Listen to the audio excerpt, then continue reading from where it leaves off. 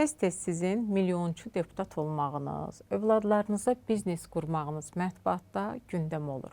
Doğrudan da mı biznesiniz var? Övladlarınız nə işlə məşğuldur? Xeyr, mənim şəxsi heç bir biznesim yoxdur.